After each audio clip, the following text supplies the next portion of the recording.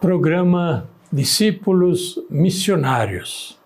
Nosso encontro semanal, sempre aos domingos, aqui pela TV Canção Nova e também pelo sistema de comunicação da Canção Nova. Eu quero saudar a todos vocês, desejar a todos um feliz domingo, dia do Senhor.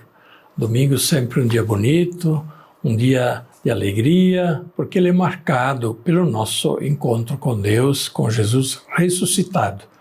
Domingo, por isso mesmo, é um dia do testemunho da nossa fé no Senhor ressuscitado no meio de nós.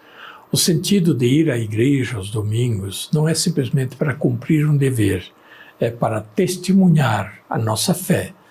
Vós sereis minhas testemunhas, disse Jesus.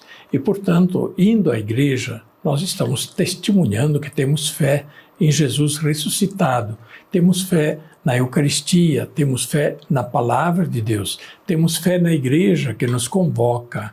E por isso participar das celebrações dominicais é estar unido à igreja que celebra, que proclama, que se alegra, que louva, adora a Deus. E, portanto, tudo isso faz parte do testemunho da nossa fé.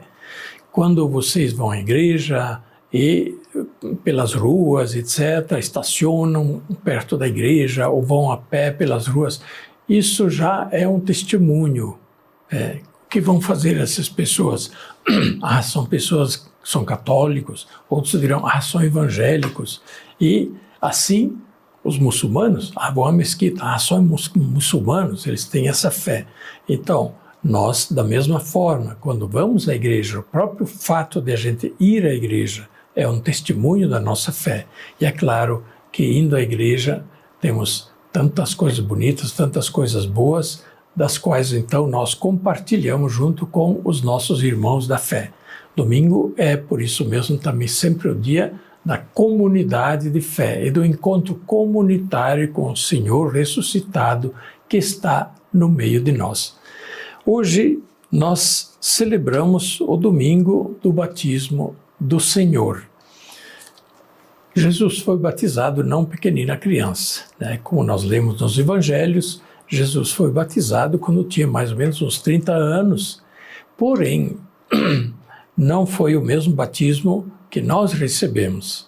Era um batismo de penitência que os judeus costumavam ter quando tinha algum grande acontecimento ou a preparação para alguma grande festa.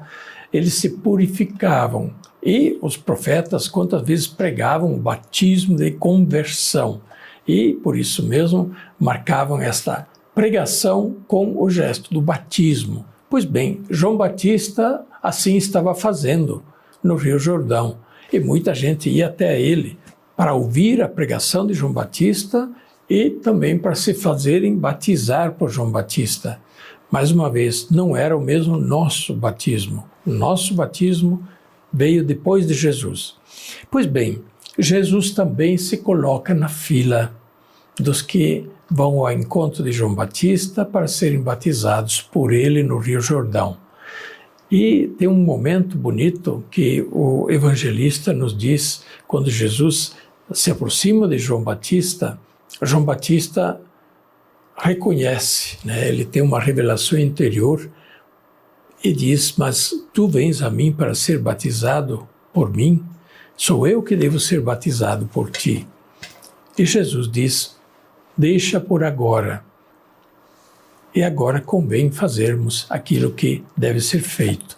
E assim João batiza Jesus. E no momento que batiza Jesus, ouve-se do céu uma voz. E este momento é muito importante, que se faz então uma teofania, uma manifestação de Deus.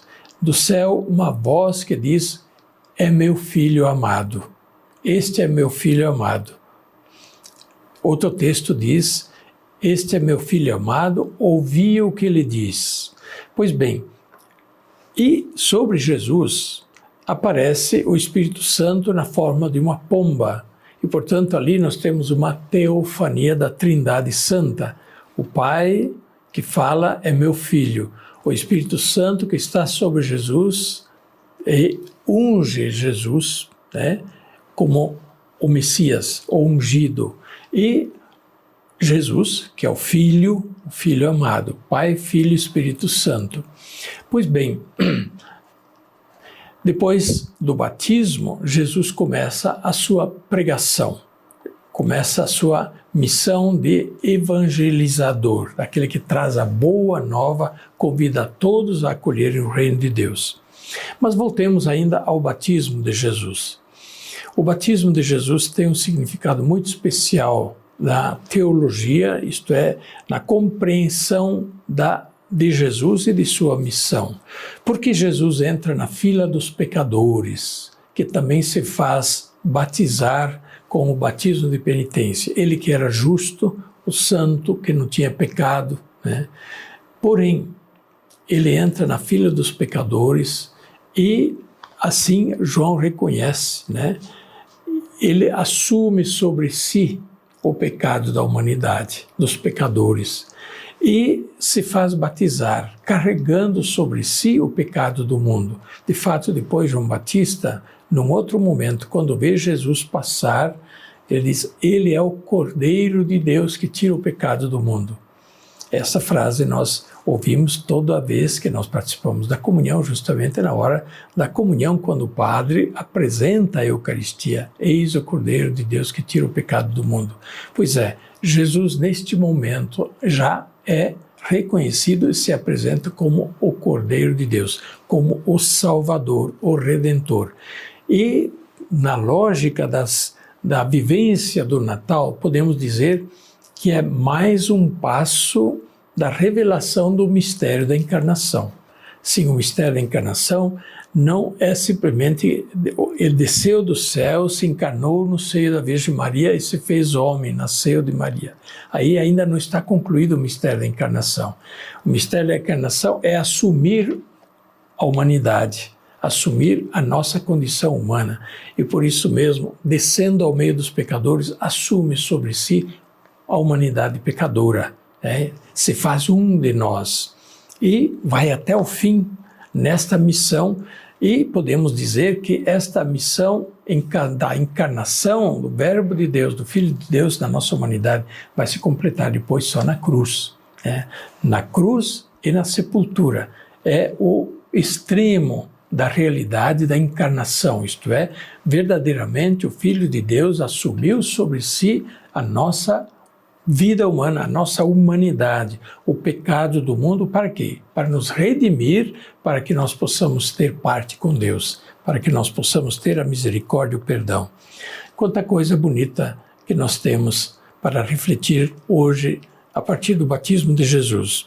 Mas eu não queria concluir sem antes recordar que é o dia de a gente recordar o próprio batismo, que é diferente do batismo de Jesus. O nosso batismo nasce da Páscoa, nasce da ressurreição de Jesus, né? E, por isso mesmo, mediante o nosso batismo, que é diferente do batismo de João, nós recebemos já os frutos da redenção. Nós recebemos os frutos da paixão, morte, ressurreição e do envio do Espírito Santo. Somos feitos filhos e filhas de Deus, claro, purificados dos nossos pecados, mas recebemos uma condição nova, uma dignidade nossa, graças à encarnação, à paixão, morte e ressurreição de Jesus e ao envio do Espírito Santo. E uma última palavra, batizar as crianças.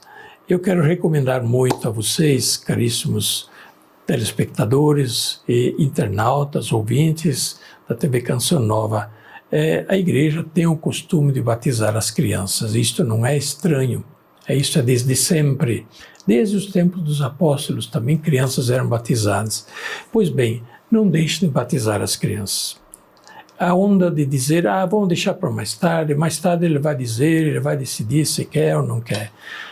Isso, de fato, é uma compreensão equivocada. Para as coisas importantes na vida, você não deixa para mais tarde. Você não deixa o nenê sem vestir roupinha, sem limpar, sem ensinar bons modos.